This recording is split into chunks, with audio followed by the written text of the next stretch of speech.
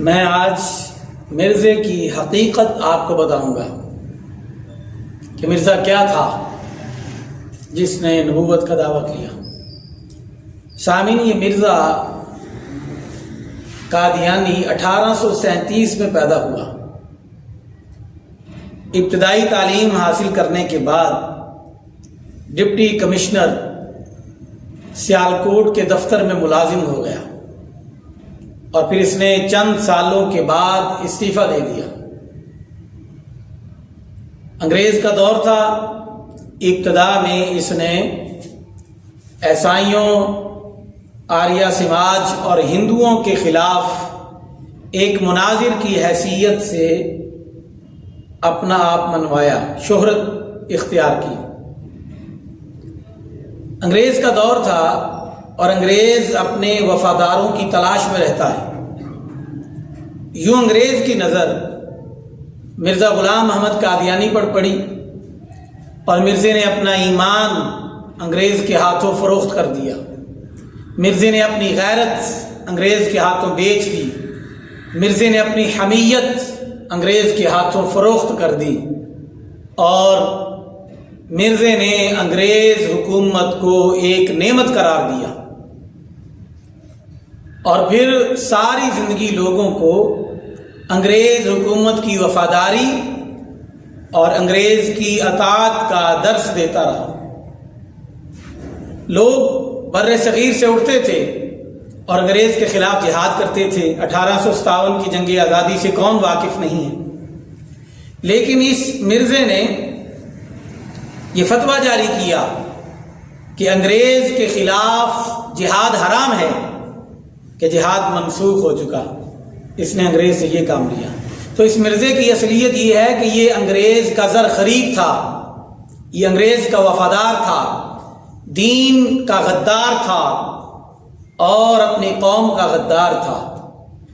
پھر انگریز نے اس کو ایک ٹارگٹ دیا اور وہ ٹارگٹ یہ تھا کہ امت کا تعلق ذات رسالت مآب صلی اللہ علیہ وآلہ وسلم سے توڑ دیا جائے۔ بقول اقبال کہ وہ فاقہ کش جو موت سے ڈرتا نہیں ذرا، روح محمد اس کے بدن سے نکال دو۔ فکر عرب کو دے کر فرنگی تخیلات، اسلام کو حجاز و یمن سے نکال دو۔ کہ یہ مسلمان بھوکا بھی ہو پھر بھی نام مصطفیٰ پر مر مٹنے کے لیے تیار رہتا ہے۔ انگریز کو یہ ٹارگٹ دیا گیا، انگریز نے مرزے کو یہ ٹارگٹ دیا تو پھر مرزے نے اس پر کام شروع کر دیا۔ یوں مرزے نے اپنی تحریک کا آغاز قادیان ضلع گرداسپور سے کیا۔ یہ مشرقی پنجاب کا ایک علاقہ ہے۔ ابتدا میں اس نے مختلف الہامات کے دعوے کیے۔ پہلے اس نے یہ دعویٰ کیا کہ میں مجدد وقت ہوں۔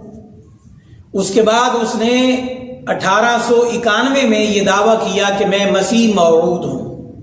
یعنی مسلمانوں کا یہ عقیدہ ہے جو قرآن نے دیا، وما قتلوہ وما صلبوہ، حضرت مسیح کو نہ صلیب دی گئی نہ قتل کیا گیا، بل رفعہ اللہ نے آسمانوں پر اٹھا لیا اور وہ قرب قیامت دوبارہ دنیا میں تشریف لائیں گے۔